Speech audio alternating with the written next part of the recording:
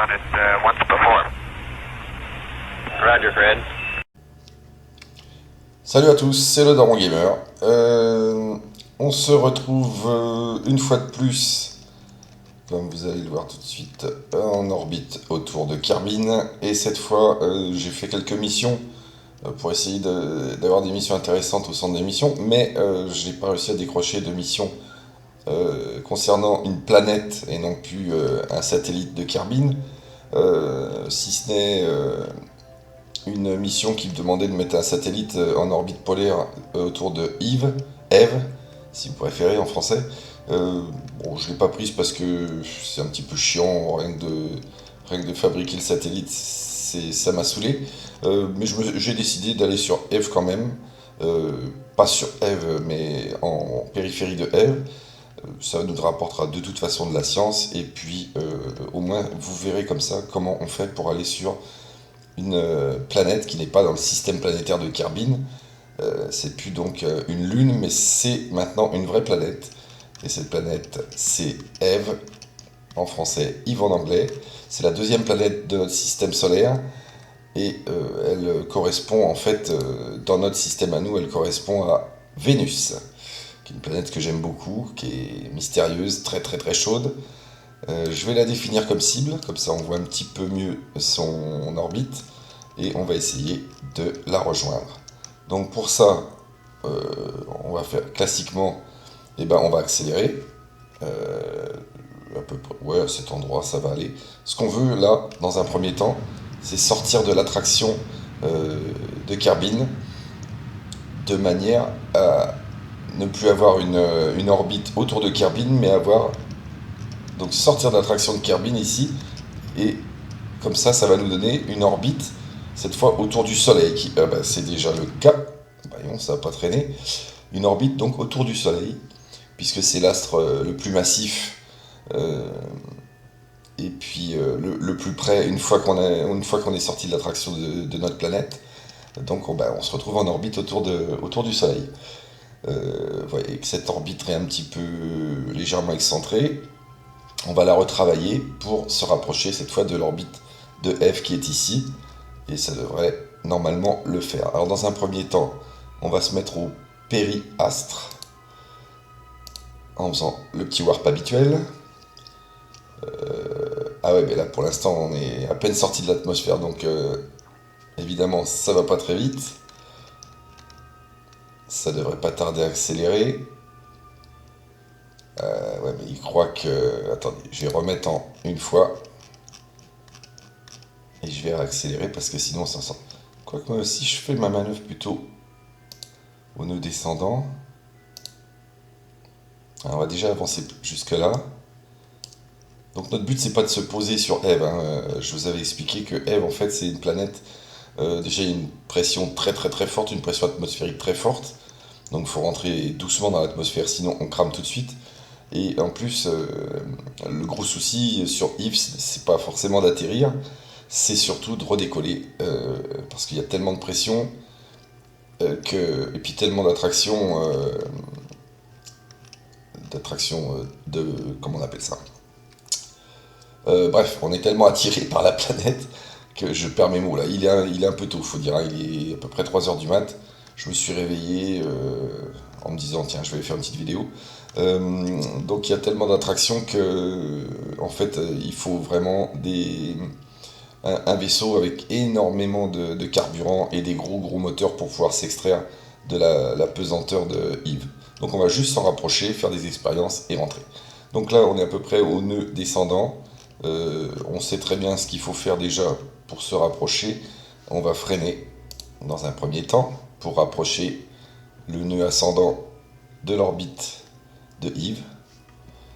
Alors, on attend qu'on soit enfin en position rétrograde. Je mets les RCS pour que ça aille un tout petit peu plus vite, mais j'aurais dû en rajouter un peu des RCS d'ailleurs. J'ai rajouté des filins là, sur la fusée, c'est-à-dire que j'ai rajouté des petits câbles ici, parce que je sais pas si vous vous souvenez, mais ces réservoirs-là, à chaque fois qu'on accélérait, ils partaient dans tous les sens, on aurait cru une banane mal épluchée. Donc j'ai mis des petits filins pour contrecarrer tout ça. Et ça va, ça bouge plus. J'ai fait l'essai là quand j'ai décollé, ça ne bouge plus du tout. Ok, on est presque. Ah bah par contre, on n'a plus de coco quasiment. Alors on va larguer cette partie-là qui est vide. Ces quatre-là, on va les laisser. Et du coup, on va allumer celui-là. On va l'allumer avec le staging. C'est-à-dire que je le remets ici. J'appuie sur espace. Bon, la première fois, ça marche pas, c'est normal. On rappuie une deuxième fois, c'est bon. Il est prêt à faire feu. Hop, on regarde ça et on met à fond. Et notre orbite, évidemment, commence doucement à rapetisser. On va suivre ça de près pour pas passer en dessous de. Vous voyez une orbite violette là qui se met de temps en temps, c'est parce que c'est la projection après une rencontre avec la Lune certainement, ou peut-être même avec Carbine. Ah, donc on a vidé les quatre réservoirs ici. On va les éjecter. Hop. Voilà. On va pas allumer ceux-là, hein. On va les garder ceux-là pour le retour. Pour la rentrée vers Carbine. Ah oui, avec la science, j'ai finalement débloqué l'amélioration du bâtiment R&D. Et avec la science, j'ai acheté les fameux petits crochets dont je vous avais parlé. Si on fait ça et qu'on fait armer, hop, voilà, vous voyez qu'il y a un petit grappin ici, ça nous permet d'attraper les objets au vol, et notamment les petits morceaux de fusée dans lesquels se trouvent les carbonautes à sauver. C'est très pratique pour les missions de sauvetage. Parce qu'une fois qu'on les a attrapés, vous pouvez faire des transferts comme si on était en docking en fait. Donc c'est un peu plus facile que du docking, moins besoin de viser. On y est presque. On va arrêter le freinage. Voilà, donc vous voyez que là, mon orbite, elle passe par l'orbite de Yves. Et maintenant, il va falloir qu'on mette un point de manœuvre pour voir si des fois on peut attraper Yves quelque part. Donc nous on est ici et Yves est ici. On tourne moins vite qu'elle, puisqu'on a une orbite avec un diamètre supérieur. Donc on va déjà essayer un petit peu de nous rattraper. Je vais avancer le temps.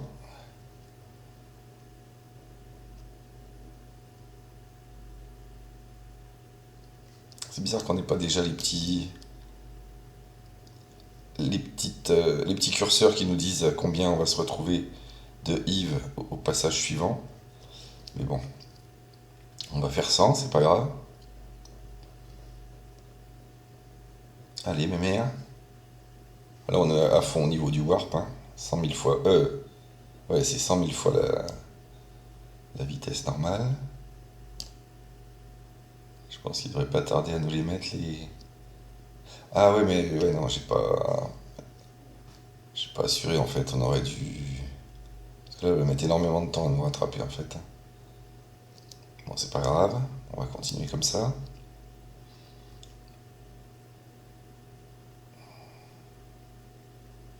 Malgré tout, comme on a pas mal de carburant, on va essayer de mettre un point de manœuvre ici par exemple.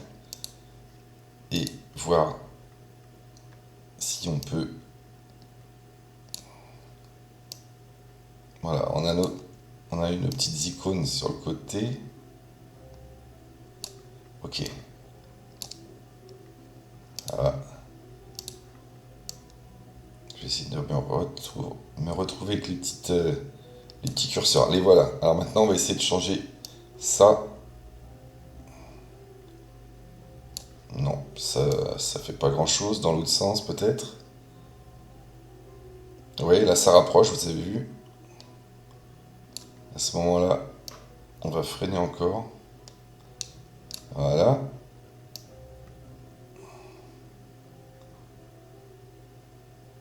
Hop. On a un périastre ici, vous avez vu. Et ben, ça me paraît pas mal du coup. Ah, ça fait quand même 2062 mètres secondes. C'est beaucoup. C'est beaucoup, mais est-ce qu'on a vraiment le choix? 2 minutes 52 de poussée. Bah, écoutez, on va faire comme ça quand même. Puisqu'après...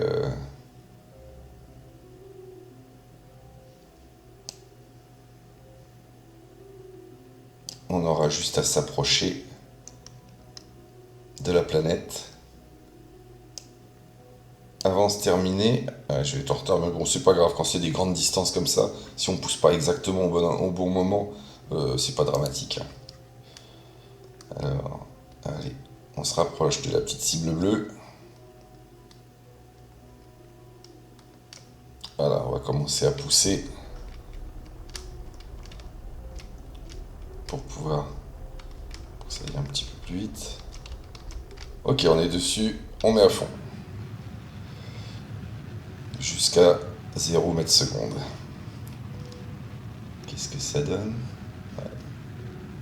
En fait, on déplace notre orbite vers la droite.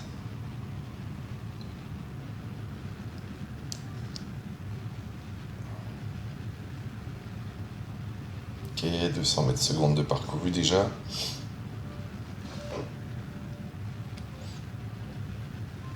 Enfin, ça fait bizarre de dire ça parce qu'en fait, en mètres secondes, je dis que c'est parcouru. Ce qu'on parcourt, c'est une distance. Or, en mètres secondes, c'est pas une distance, c'est une vitesse. Mais bon, dans Kerbal, c'est aussi une unité, on va dire, de plus ou moins de puissance. Alors, on a déjà fait le quart de la poussée. Il nous reste 1400, un peu plus de 1400 à faire. Ça va pas vite, hein. Vous voyez, notre orbite là se déplace tout doucement vers l'orbite en pointillé. Mais ça va le faire. Donc voilà, vous avez compris le principe, hein. Pour se mettre sur une planète, on sort déjà de l'attraction de Kerbin pour avoir une orbite qui finalement est très proche de Kerbin. Faut arrêter de pousser tout de suite dès qu'on est sorti de l'orbite par contre, hein. À moins qu'on voit que notre orbite commence à se diriger vers la planète qu'on vise. Mais sinon, en général, il faut arrêter tout de suite. Et une fois qu'on a cette orbite-là, ben, on la retravaille, soit pour s'éloigner du Soleil, pour aller vers les planètes Duna, Dress, etc. Et soit en se rapprochant du Soleil pour Mo et Yves. Alors, il nous reste 750 mètres secondes. Comme d'habitude, j'essaie de me replacer bien sur le point. Je suis pas sûr que c'était une bonne idée. Ouais, si normalement... Ah bah j'ai plus de coco. Ok. Donc on va commencer par éjecter. On ouvre les parachutes, oui, on s'en fout. Et voilà. Et on allume les quatre derniers moteurs. Pour les 450 derniers. Ah oui, bah, par contre, ils poussent un peu plus fort, hein, c'est normal, ils sont 4. Donc on va baisser un petit peu la sauce.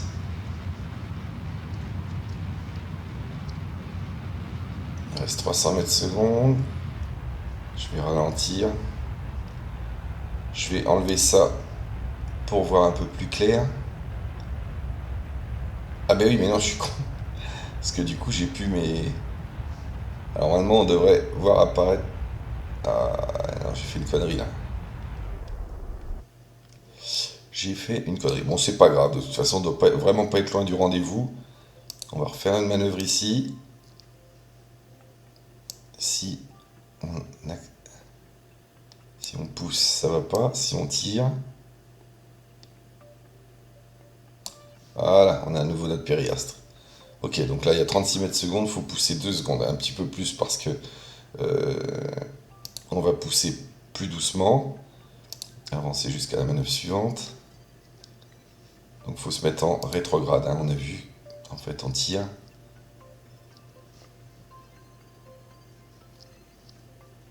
Là on va basculer sur la vue, on va centrer la vue sur Eve, et que si on zoome, on voit notre trajectoire par rapport à Eve, la trajectoire prévue par rapport à Eve. Et on voit aussi la petite lune de Eve qui s'appelle Gilly, c'est un petit rocher. Et donc quand on va accélérer, en fait, on va voir bouger cette trajectoire. Normalement, on va la voir se rapprocher de Eve. Donc on va pouvoir voir au bout d'un moment, si on pousse trop, elle va arrêter de se rapprocher, elle va s'éloigner. C'est à ce moment-là qu'il faudra couper les gaz. Bon, on est un petit peu en avance sur le timing. On est à 29 secondes. J'en vois quand même. Par contre, mon Périastre, il bouge pas beaucoup là. Ah voilà. Ok. D'accord. Oh merde. Je suis allé trop loin. Donc, qu'est-ce qu'on peut faire pour redresser le truc? Bah, on va réaccélérer hein, pour revenir ici en fait. Hop. Voilà. On a notre trajectoire, notre périastre. Ça nous suffira pour valider notre mission. Alors, est-ce qu'on peut faire avancer ici? Eh ben ouais, on peut. Du coup, pardon.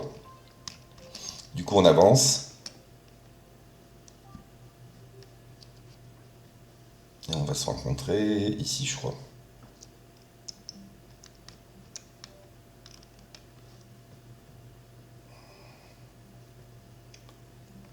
Ça vient tout doucement.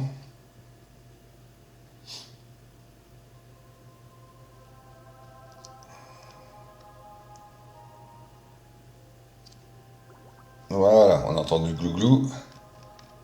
On sait ce que ça veut dire. Ça veut dire qu'on est rentré dans l'attraction de Eve. On va faire nos expériences. On fait la totale, déployer tout. Hop. Ah, pendant que j'y pense, vu que je savais que je n'allais pas atterrir, j'avais une place de libre dans la petite partie de vaisseau que j'avais rajouté, vous savez, pour les passagers qui font des sorties extravéhiculaires sur les autres planètes.